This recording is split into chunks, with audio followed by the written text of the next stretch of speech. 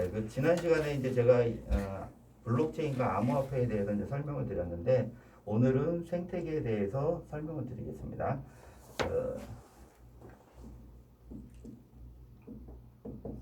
자, 생태계를 알려면 예전 시대랑 이제 그런 것들을 좀 아셔야 돼요. 첫 번째는 유통 시대, 두 번째는 인터넷 시대,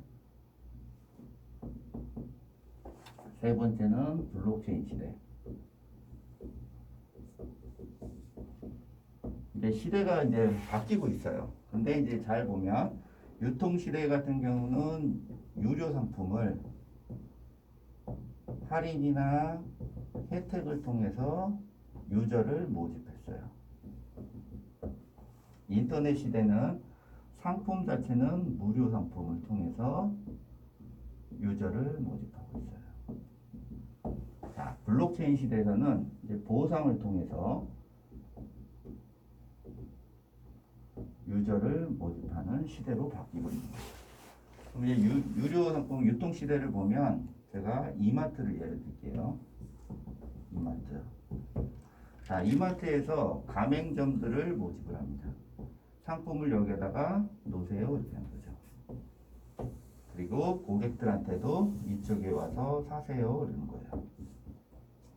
자, 처음에는 이제 이렇게 우리들이 지금 자꾸 여기서 이제 사고 있는데 실질적으로 이 시대 이전에 보면은 저희들이 이제 소매점에서 이제 물건들을 사게 됐죠.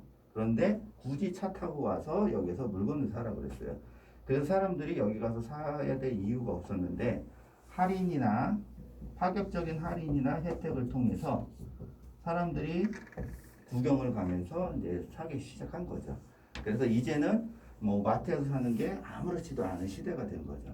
그런데 이런 이마트를 하려면은 우리가 땅 같은 경우에 사거나 임대를 해야 돼요. 거기에다가 건물도 지어야죠. 그래서 어마어마한 자본이 들어가야 이런 유통마트를 할 수가 있는 거기 때문에 아무도 할 수 없는 이런 시대에 있던 거죠. 그런데 인터넷 시대를 보면 똑같습니다. 인터넷 시대에서는 마트가 아니라 이제 플랫폼이 나와요. 플랫폼.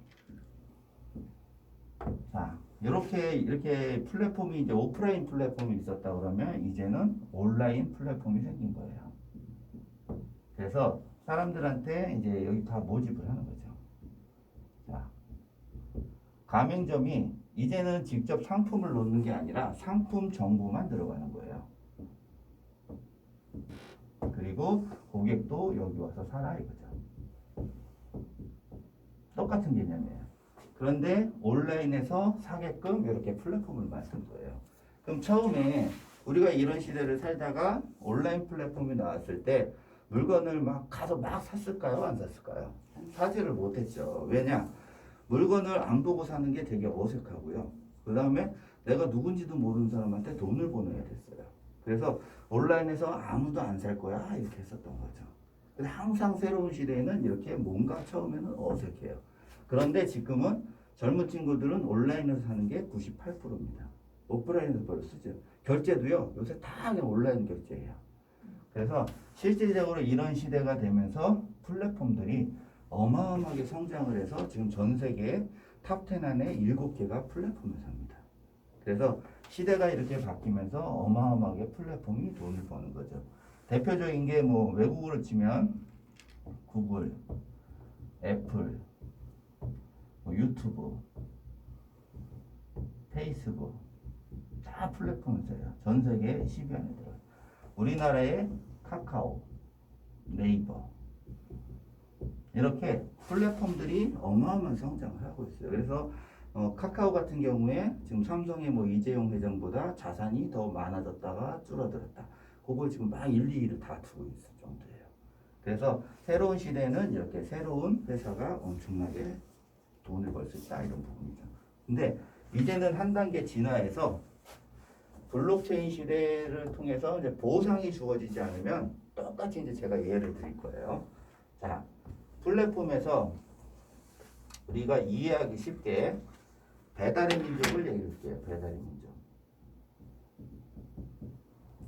자, 배달의 민족도 상당히 어색했던 거예요. 우리는 배달하면 무료죠. 예전에 짜장면 시키면 다 배달 무료로 갖다 줬어요. 그런데 가맹점들한테 다 들어오게 하고 고객들한테 또 여기서 쓰라는 거죠. 그래서 우리는 무료로 쓰고 집 앞에 그 전화 바로 하면 바로바로 갖다 주는데 본인들이 여기서 가게를 다 모았어요. 그리고 나서 똑같은 방법을 썼죠. 그때 당시에 500원 내면 치킨 한 마리 이렇게 줬어요. 첫 구매자들한테. 지금도 하고 있죠. 그래서 그런 미끼 상품으로 인해서 우리들이 배달의 민족을 어마어마하게 쓰게 된 거예요. 그래서 지금 배달의 민족이 이제 엄청나게 성장을 했는데 여기 구조를 보면 가맹점은 8,000원을 받는데 고객은 10,000원을 내요. 그리고 플랫폼 배달의 민족은 2,000원을 수수료로 가져가는 구조예요. 그래서 이렇게 수수료를 가져가면서 어마어마하게 돈을 벌었는데 독일 기업에 이게 4조 7천억에 팔렸어요. 자, 엄청나죠? 플랫폼 하나 만들어서요 4조에 팔았어요. 그래서 엄청나게 성장을 했는데 실질적으로 이게 우리나라에서 많은 문제가 생겼어요. 어떤 문제가 생겼을까요? 독점이에요, 독점. 자, 예전에 배달의 민족이 1위였고, 그 다음에 요기요가 2위였어요, 배달업체로. 근데 이게 독일 기업이란 말이에요. 독일 기업이 이걸 사면서 독점이 되어버린 거예요. 그래서 한 플랫폼이 전체 시장을 독점을 하게 되면 갑질이 시작이 되겠죠. 그래서 뭐 우리나라에서 시끌시끌했었어요. 그래서 뭐 경기도 자체 배달 어플을 만든다 이런 얘기도 나왔었고. 그래서 플랫폼이 한번 독점을 하면 이제 고객한테 혜택이 아니라 무조건 여기 쓸 수밖에 없는 구조가 되고 돈은 이 플랫폼의 주인인 기업들이 어마어마하게 벌게 돼 있는 거예요. 그런데 현재 시점이 이런데 앞으로는 이제 블록체인 시대는 바뀌게 돼 있어요. 자, 블록체인에서 제가 똑같은 기업을 하나 만들게요. 배달의 국민. 만들어서 똑같아요. 가맹점 모집하고 자 고객분들도 이쪽에 들어와서 사세요 이런 거죠. 자 그럼 구조를 보면 가맹점 똑같이 8,000원을 받고 고객은 10,000원을 내요. 그러면 원래 배달의 국민이 2,000원을 받게 되는 거예요. 자 이거를요 이제 구조를 바뀌는 거예요. 자 2,000원을 배달의 국민에서 안 가져가고 제가 가맹점에다가 1,000원 고객에다 1,000원을 돌려드릴 거예요. 근데 돈으로 돌려드리는 게 아니라 이거를 여러 방법으로 다르게 돌려드릴 수가 있어요. 이해를 돕고자 제가 주식을 만약에 발행을 해서 주식으로 이걸 돌려드린다고 생각해 보시죠. 그러면 실질적으로 이 배달의 국민이 4조 7천억의 가치가 되면 이 주식을 받았던 사람이 다 같이 부자가 되는 구조예요. 그래서 제가 이거를 딱 공표를 하고 제가 이거를 만들어서 다른 것들이 다 똑같아지면 고객들은 어디를 이용할까요? 배달의 국민을 이용하게 되는 거죠. 그래서 실질적으로 이제는 플랫폼을 이용하는 거에서 끝나는 게 아니라 이제 플랫폼과 같이 사용자들이 돈을 버는 시대가 이렇게 오는 거죠.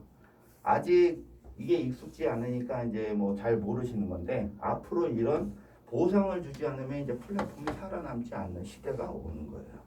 그래서 앞으로 블록체인 시대에서는 보상이 주어져야 고객들이 다 이동한다 이런 개념이에요.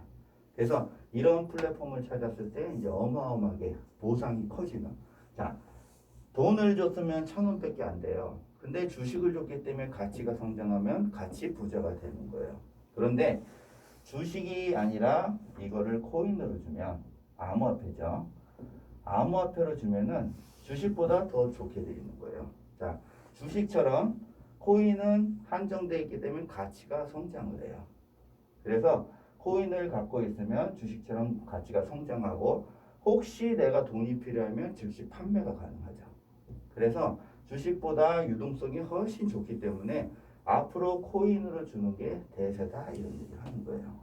그래서 어떤 플랫폼들이 암호화폐로 보상을 주는 플랫폼들이 이제 어마어마하게 생길 거다 이런 얘기죠. 그러면 기존의 플랫폼들은 따라오거나 아니면 도태될 수밖에 없는 거예요. 그래서 이렇게 시대가 바뀌고 있다. 그러면 이제 최종적으로 어떤 시대로 변화되는지 보여드릴게요.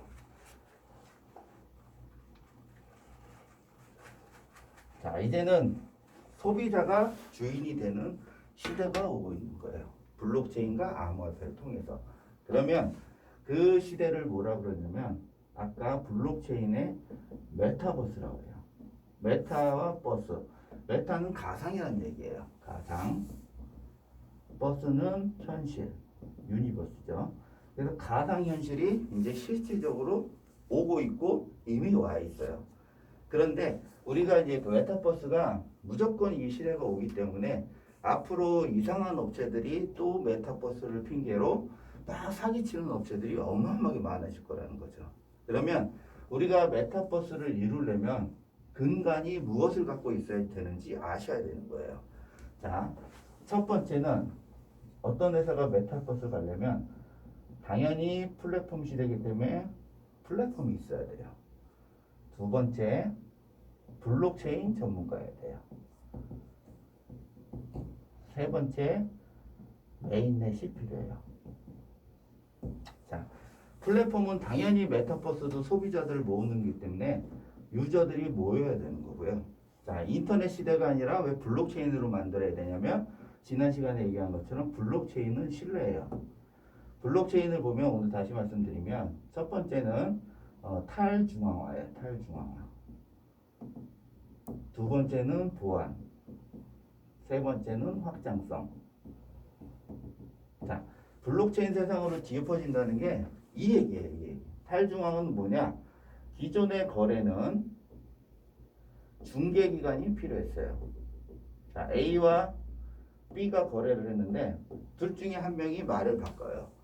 그러면 이게 가릴 수가 없는 거죠. 뭐가 진실인지. 그래서 항상 거래에는 중개기관이 필요한 거예요. 그래서 우리들이 보면 흔히 할 수 있는 게 은행도 중개기관이고요.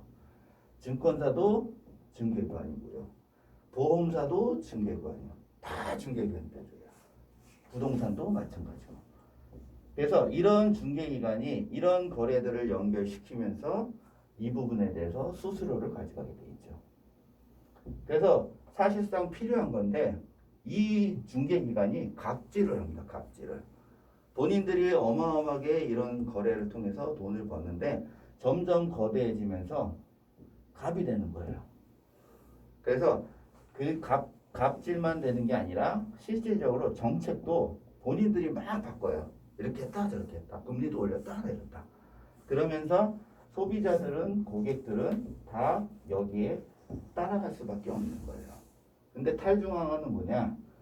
이런 중개기관이 없어도 플랫폼 자체가 자체적으로 알고리즘을 통해서 다 자동으로 돌아가는 거예요.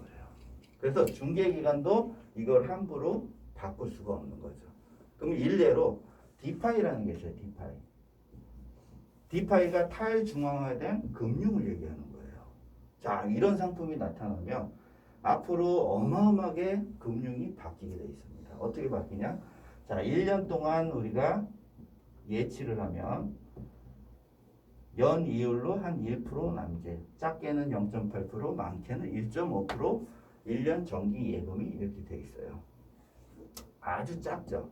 물가 상승률을 따지면 마이너스 금리라고 하는 거예요. 그런데 이 디파이에서는 연간 5%도 주고요. 훨씬 많은 것도 줘요. 그래서 무수한 상품들이 이 디파이 시장에 자동화 시스템으로 다 나온다. 그럼 우리들은 상품을 공부를 해서 이 상품이 좋으면 어느 건든지 이거를 가입을 할 수 있다. 상품이 어마어마하게 나올 거예요. 근데 문제는 디파이를 모르면 상품을 고를 수가 없는 거예요. 그래서 약간은 현재는 어렵지만 이런 시장이 이제 앞으로는 어마어마하게 발전될 거다. 그러니까 이제 이런 중개기관이 필요 없이 만들어진다는 거예요. 그래서 앞으로는 화두가 뭐냐? 탈중앙화예요. 탈중앙. 그게 블록체인으로 인해서 나오는 거죠. 두 번째는 보안이에요. 인터넷을 보면 항상 이 중개기관들은 해킹을 당해요. 그래서 항상 문제가 되는 거예요. 그래서 보안을 이거를 하기 위해서 어마어마하게 돈을 쏟아부어요. 근데 우리는 사용자 입장에서는 점점 불편해지는 거죠. 근데 이 블록체인을 통하면 보안, 해킹이 안 된다. 거의 어렵다. 그런 개념이 들어가요. 그래서 자동화된 시스템이 해킹도 안 되고 정해진 알고리즘으로 가기 때문에 우리는 이 부분에 대해서 신뢰를 갖는 거예요. 그래서 그 다음에 이 생태계가 확장을 가져가는 게 이제 생태계는 속도라고 해요. 속도. 결제를 하는데 빨리빨리 결제가 돼야 되는 거죠. 이게 블록체인의 특성이에요. 블록체인의 트릴레마 이렇게 얘기해요. 그래서 이 세 가지를 다 갖고 가는 게 쉽진 않다. 기술적인 입장에서. 근데 이제 이게 완성이 된다 그러면 어마어마하게 확장이 되는데 이 확장이 되려면 메인넷이 필요한 거예요. 메인넷. 자, 이더리움을 보면 이더리움은 자체적으로 메인넷을 갖고 있으면서 다른 회사들이 D앱을 만들게 돼 있어요. D앱을 만들면서 자체 토큰을 만들어서 생태계를 만들어갈 수가 있어요. 그래서 실질적으로 이더리움은 이렇게 다른 회사들이 생태계를 만들어 가니까 가만히 있어도 점점점 생태계가 확장이 되고 있는 거예요. 그런데 이더리움은 현재까지는 약간의 속도의 문제가 있어요. 그래서 어찌됐건 이렇게 해서 진정한 속도까지 해결된 메인넷이 나온다 그러면 이제 메타버스의 시대로 진입이 되는 거예요. 그래서 이게 세 가지가 가장 메타버스의 기본이다.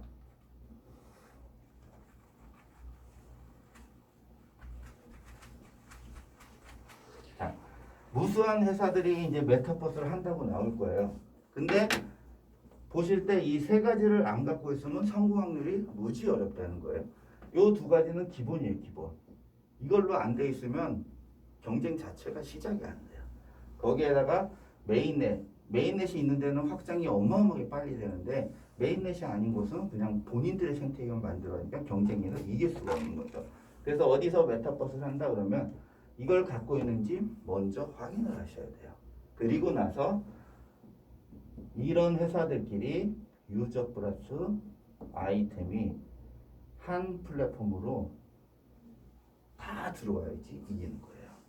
그래서 이 기술을 갖고 플랫폼, 메타버스 플랫폼이 유저와 아이템을 얼마나 빠른 속도로 유입을 시켜서 우리들이 한 곳에만 딱 들어가면 이 안에 다 있어야 성공을 하는 거예요. 그럼 지금은 우리가 아까처럼 페이스북, 유튜브, 뭐 인스타그램, 카카오 뭐 이렇게 모든 걸 따로 로그인을 하죠. 근데 앞으로 시대에서는 이게 통합이 될 거예요. 모든 커뮤니티가 통합이 되면서 따로따로 노는 것들에 다 보상이 지급이 되면 다 이쪽으로 올 수밖에 없는 거죠. 그래서 메타버스 세상은 모든 게 통합이 된다. 그래서 이 안에서 소비도 이루어지고 소득도 생기는 게 메타버스예요. 거기에다가 플러스 가상자산도 우리가 다 소유권을 가져갈 수가 있어요. 오프라인이랑 똑같이 가상세계에서도 대도시가 생겨날 거고요.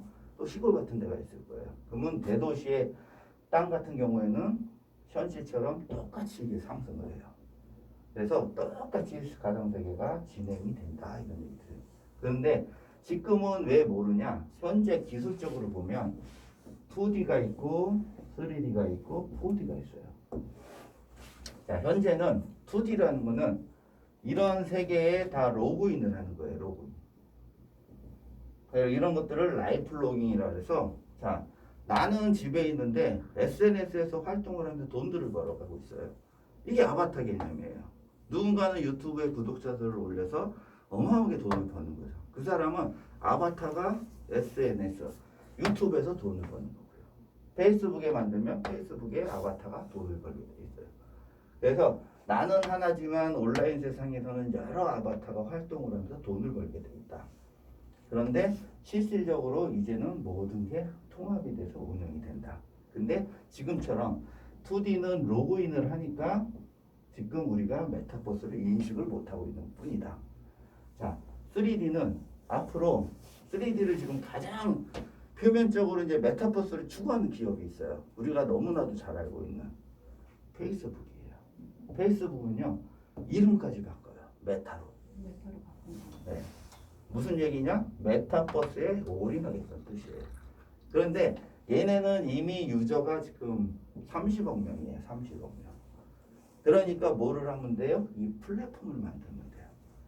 이 거대한 플랫폼을 블록체인으로 만들고 이미 생태계가 많이 있으면 블록체인 만들고 이제 아이템을 들여오면 되는 거예요. 그런데 얘네는 이거는 뭐 별로 자기네 입장에서는 어렵지 않겠다고 생각하는 거예요. 그래서 어디로 가고 있냐면 이 기술 쪽으로 가고 있어요.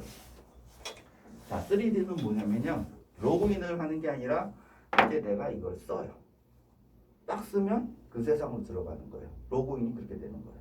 그래서 3D로 막 입체로 다 보이는 게 이제 3D 세상이 됐다. 이 세계가. 그리고 마지막으로는 4D로 가는 거예요. 4D는 이제 쓰는 것도 사라질 거예요. 그냥 옛날에 우리가 홀로그램처럼 그냥 문이 딱 있으면 착 하고 열고 들어가는 거죠.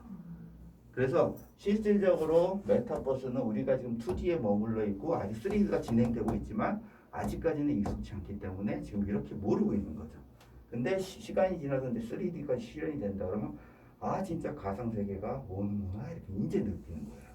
그래서 모든 회사들은 메타버스로 다 향하고 있다. 기술적인 회사들은. 그래서 누군가는 기술로 가고 누군가는 플랫폼으로 가고 있다. 그래서 앞으로는 이렇게 메타버스 세상이 열리면 모든 사람들이 활동하는 거 모든 게 이제 다 점수로 들어가요. 그래서 그 안에서 모든 소비도 이 안에서 이루어지고 그 내 소비나 어떤 활동에 의해서 소득까지 다 연결되는 게 메타버스 세상이다. 근데 이게 멀지 않았다는 거예요. 일반 분들은 이게 되게 먼 것처럼 느껴지지만 지금 이쪽으로 기업들이 어마어마하게 지금 투자를 하고 있기 때문에 짧으면 3년에서 5년, 길면 10년 안에 다 바뀔 겁니다. 기업들이요, 이제 직업군들이요, 다 사라집니다. 다. 사라지고 새로 생기죠. 어디에서? 메타버스에서. 메타버스에서는 소비가 소득이 되기 때문에 새로운 직업군이라고 볼 수가 있어요. 그래서 직업이 사라지는 것들 한번 제가 몇 가지만 예를 들어볼게요. 자, 은행. 은행 옛날에 우리 세대 때는요. 은행 가면 창구 직원이 쫙 있었어요. 기억나세요? 1층에 창구 직원들이 쫙 있어갖고 우리가 다 그분들한테 돈 찾고 뭐 했어요. 그런데 어느 순간 ATM이 딱 나오니까 사람들이 그 직원들이 좋아했어요. 야 이렇게 잡일 안 해도 되는구나. 근데 ATM한테 일자리 다 뺏겨갖고 쫙 축소됐어요. 그쵸? 근데 앞으로는요. 이 디파이가 시행되면요. 이제 은행에 어떤 투자 상품이나 이런 거 하는 직원은 있어도요. 단순 업무하는 직원들은 다 사라질 겁니다. 그래서 이런 직업군들이 다 사라지고요. 제가 극단적으로 뭐라고 그러냐? AI하고 경쟁을 해서 이길 직업은 살아남는다. 근데 AI하고 경쟁해서 지는 직업들은 대부분 사라진다 이런 얘기예요. 그래서 실질적으로 이제 AI가 되면서 단순 업무 이런 것들은 다 사라지게 됩니다. 그래서 시대가 이렇게 바뀌고 있어요. 그래서 저희들이 이제 새로운 세상이 열렸을 때 이런 부분들을 먼저 적응해서 가져간다 그러면 새로운 세상의 주인이 될 수도 있는 기회들이 왔다 이렇게 보시면 돼요. 그래서 앞으로 블록체인을 통해서 암호화폐가 나왔고 플랫폼에서는 이제 암호화폐가 필수가 됩니다. 필수. 자, 왜 필수가 되냐면 플랫폼은요 국내만 하는 게 아니에요. 글로벌로 다 이루어져요. 왜 전 세계 인구를 대상으로 플랫폼들이 만들어지고 있는 거죠. 근데 각국의 다른 나라, 뭐 미국, 중국, 일본, 베트남, 뭐 캄보디아, 뭐 여러 나라가 있겠죠. 호주. 그런데 유저들이 이 안으로 들어오면 이 플랫폼 안에서 만약에 한국 사람이 만들어서 원화만 쓰면 어떻게 될까요? 그 사람들은 원화를 어떻게 구할 수도 없고 그 다음에 소득도 가져갈 수가 없어요. 그래서 암호화폐가 예를 들어서 암호화폐가 만들어져서 이게 각 나라의 비트코인이나 이더리움으로 교환이 된다 그러면 각 나라 이 암호화폐는 현금이거든요. 각 나라에서 뭐든지 자국화폐에서 다 바꿀 수 있는 게 비트코인, 이더리움이에요. 그래서 플랫폼의 암호화폐와 비트코인과 이더리움이 바뀐다 그러면 전 세계에서 소비도 가능해지고 소득도 가능해지는 이런 세상이 오고 있는 거예요.